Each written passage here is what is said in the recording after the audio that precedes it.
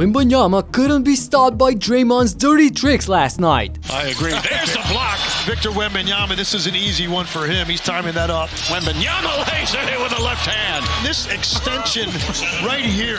The Magic vs. Hawks gave us another altercation. And look out! There was no doubt about it. The way Orlando plays the game, this was bound to happen. And the Celtics broke some history against Miami. But we gotta start in San Francisco, where Wemby continued his strong MVP campaign. Castle gets inside. Castle lobs it up and an easy deuce for Victor Wembanyama. He's got to throw the lobs a little higher.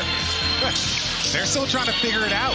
Castle throws that one high enough and another easy two. And we're marveling over it. I'm just telling people to get used to it. I agree. There's the block.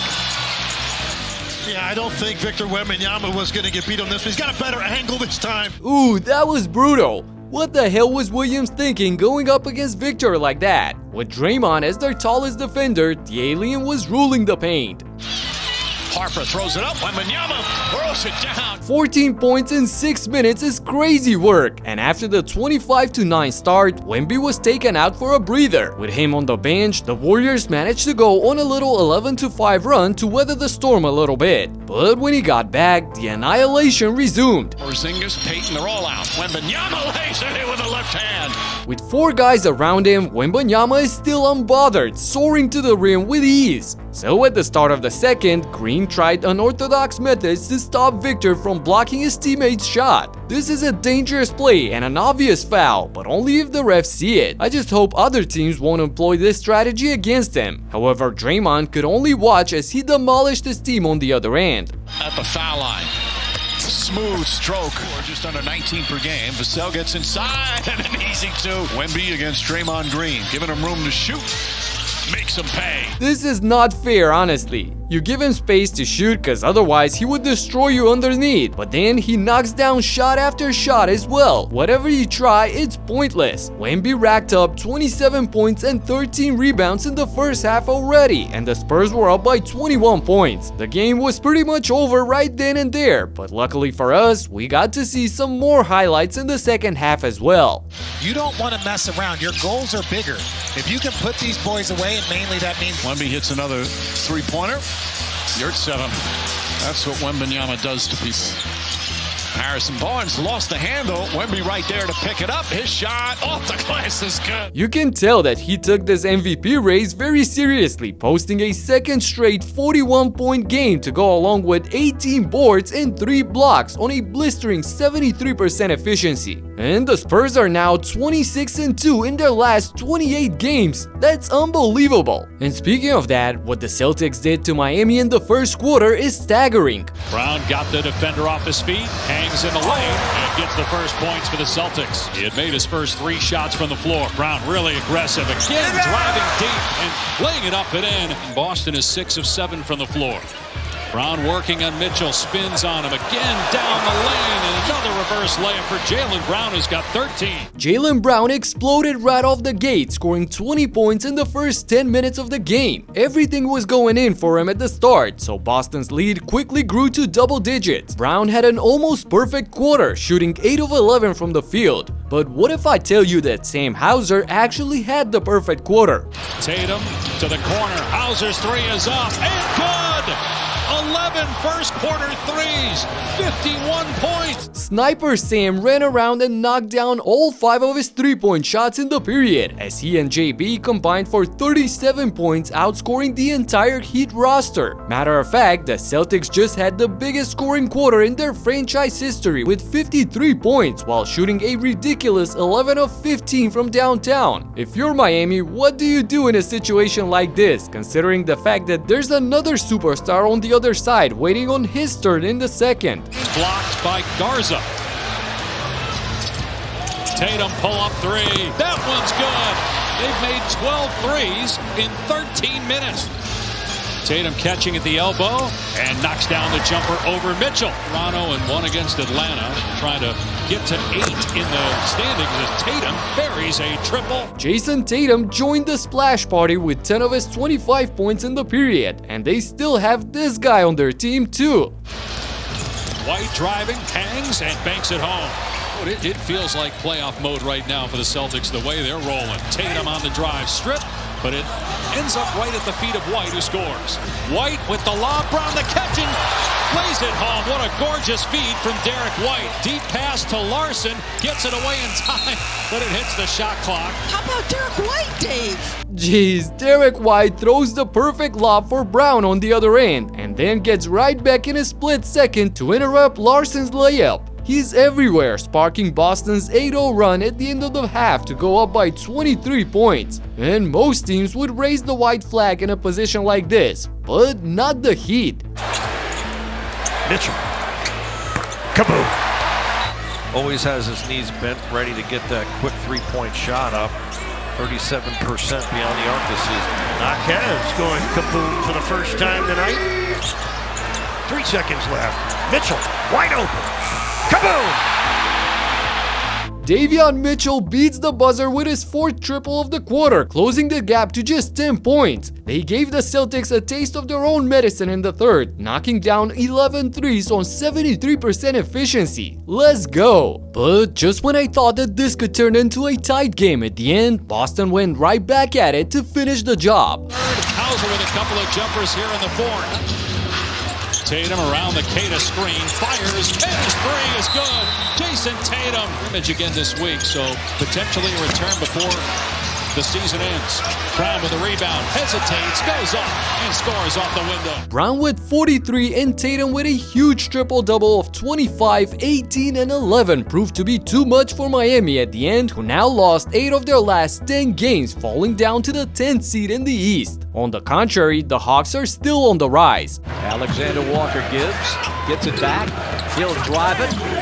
Glass and good. Nice Nikhil move. Alexander Walker. Nikhil. Suggs trying to get back. Can't stop Nikhil Alexander. Jalen. Here's Nikhil. Fakes Bancaro. Spins on him again. He puts it in. He's cooking these guys big time. Help me, somebody, please! Wow, Alexander Walker got Bancaro looking for directions on display before finishing the reverse layup. He was on fire in the first half, scoring 22 of his 32 points on 73% shooting to put Atlanta up by 18. In the third, the Hawks' lead ballooned all the way up to 31 points, which clearly got the Magic a little bit frustrated towards the end. What a foul. And Kuminga comes up. Oh, my God. Landale gets thrown down. And look out. We got activity under the goal. And there was no doubt about it. The way Orlando plays the game, this was bound to happen. But Tadze just grabbed Landale by the neck and slammed him on the hardwood. So both Kuminga and Daniels got really fired up at him, defending their teammate. And look at Dyson getting tripped by the ref, who was trying to separate him, after which both fell to the ground hugging. That was hilarious. But there wasn't anything funny for Jock, who was clearly in pain afterwards. Anyway, with their 17th win over the last 19 games, the Hawks have separated themselves at the 5th seed and will most likely face the Cavs in the first round of the playoffs. Moving on to Utah for another sizzling hot individual performance. Murray's been on a tear, you know that. And right off the bat, the Nuggets with a 3-0 lead. Wow, Jokic wide open. They missed him completely, but Murray makes up for it. Now Gordon will hand off to Murray. Can he make 3 in a row? Yes, he can! Jamal Murray opened the game with a personal 9-0 run, scoring 15 of his 37 points in the first quarter already. And Nikola Jokic was in his usual triple-double bag. Corner 3 on the way. Good! He had 16, he had 19, he had 25, and now he's got 31 with 6 to go, and he's starting to warm up a little bit here. Cam Johnson into Jokic. And Jokic puts it up and in. The Joker messed around and got another one with 15, 17, and 12, keeping the Nuggets in control throughout most of the game. And when the Jazz tried to push for a comeback in the fourth, there was Murray again to fend them off. Valanciunas after it. Murray's got it and throws it up and in. Hand off Murray. Murray around Concha. Alley-oop to Brown. That was he's flying through the air. Murray for 3. Nails it! Okay, that lob pass wasn't too precise, but Brown somehow made it work. He added 18 points on 64% from the field, which was more than enough for Denver to win their 7th game in a row. They're 1.5 game behind the Lakers and in front of the Rockets. And speaking of Houston, they were in a similar scenario at home against the Bucks. Reach Shepard. Wow! each one is progressively getting further and further away. Sit back to Reed Shepherd, passes off to KD, he'll shoot over Jackson, misses. Oh! Tip dunk off the miss for Josh Okogie, who came flying out of nowhere. The Rockets got up by 20 in the third period, with Reed Shepherd leading the charge with 27 points and 6 assists on a phenomenal 9 for 14 from beyond the arc. So, down by 12 with 3.5 minutes to go, the Bucks had no real reason to put up a fight at the end, but they still did. It's time to beat the Bucks to complete the sweep. There's Nance, and another three. Wow.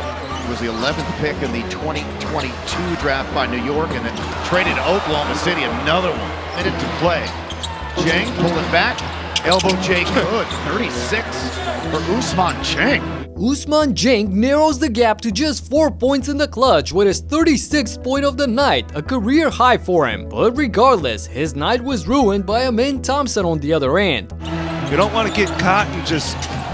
2 on Durant, now to Thompson, and he's able to slip underneath Green for the lay-in. This proved to be the dagger as the Rockets hung on to win their 4th game in a row at the free throw line eventually. Moving on to Toronto, where the Raptors fell down by 12 points in the final period to the Kings of all teams. Monk sizes up the three. Oh, The area code is 416. You can find Malik Monk there. But luckily for the home fans, their team had an answer. Shed. Murray Boyles back out to Mamu. Catch and shoot. Nothing but net. Clifford turned it over. Under duress. Shed on the crossover.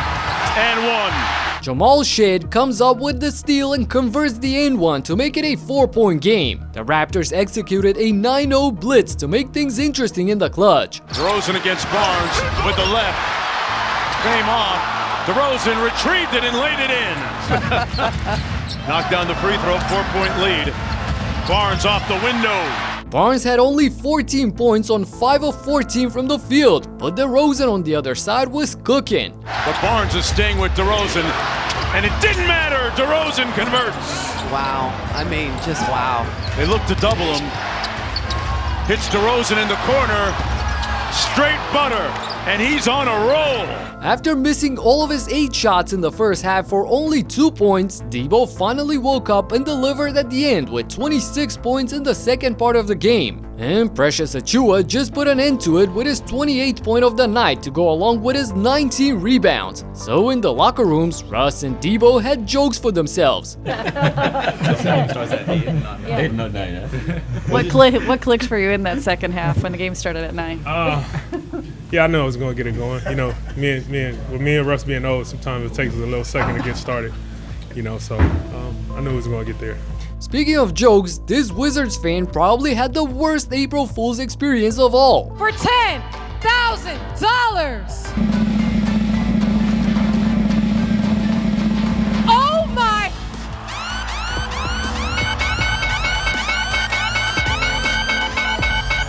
Yes, sir. Somebody's ripped! Oh my gosh! You didn't see it! We all saw it! You want to see it?